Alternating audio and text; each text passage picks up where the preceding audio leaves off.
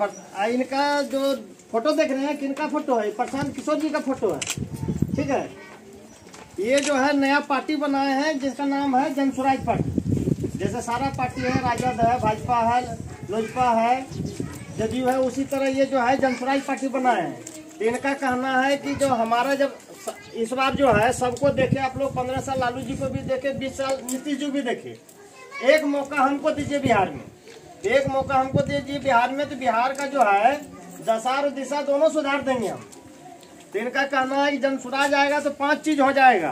पहला नंबर है युवाओं का पलायन बंद, यानी आपके जितने लड़का बच्चा जितना जो भी है वो जो बाहर जाता कमाने के लिए, उसको बाहर कमाने जाने का कोई आवश्यकता नहीं है, उसको यहीं पे काम मिलेगा।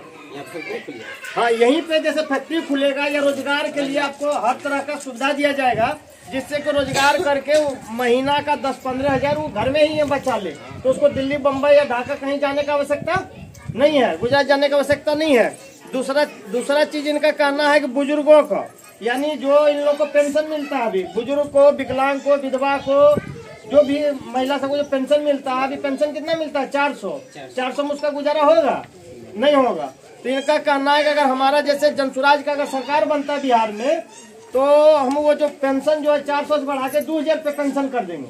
तो 2000 रुपये पेंशन में चलो भाई, उसका दूध दही अगर महीना में खाएगा बूढ़ा बूढ़ी तो उसको हो जाएगा जो है।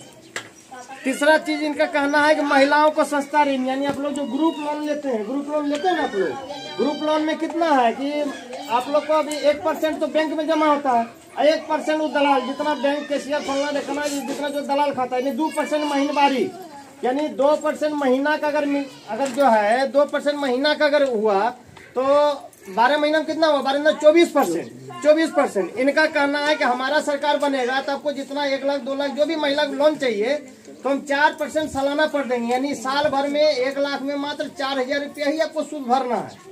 और अभी कितना भरते हैं साल भर में? 24,000, 1 लाख का सूद आप लोग जो है। तो ये ग्रुप लोन में तो कहना है कि ग्रुप लोन नहीं, आपको 4% सालाना पर हम बैंक लोन देंगे जो है।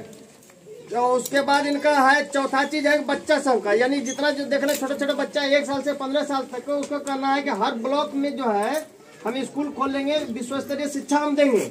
प्लस अगर उसमें भी अगर बच्चा अगर भर गया, ज्यादा बच्चा हुआ, तो प्राइवेट स्कूल में भी जो आप भेजेंगे बच्चा को पढ़ने के लिए, तो उसको हम सरकार पैसा देगी, यानी जनसुराज का सरकार बनेगा तो सरकार आपको पैसा देगा जो है बच्चा को पढ़ने के लिए। ऐसे भी प्राइवेट स्कूल में भेजेगा फ्री में पढ़ाएगा? नहीं पढ़ाएगा। और सरकारी स्कूल में क्या खाली खिचड़ी खिलाएगा? वहाँ तो पढ़ाई होगा नहीं। और बाद में की चाहे जो भी लेडीज टीचर जाएगी वो तो अपना लिपस्टिक पोतने में खाली सारा समय पार कर देती है, पढ़ाती नहीं है वो जो है। सही बात बताते हैं जो है। और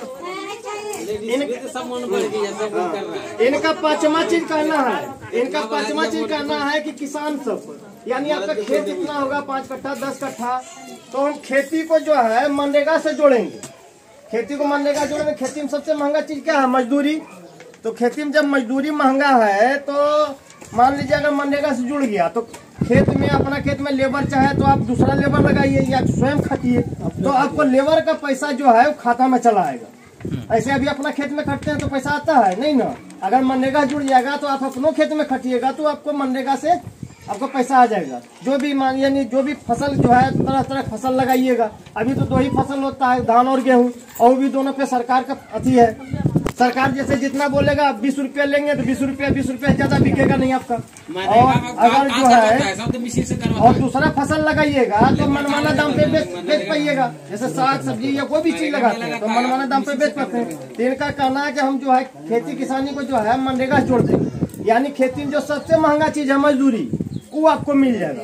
वो मिल गया तो समझिए कि किसान सब बम हो गया, उठ के किसान खड़ा हो गया। तो इनका यही 5 चीज मुख्य चीज है। तो इनका 5 चीज कैसा लगा जी? इनका विचार बढ़िया लगा?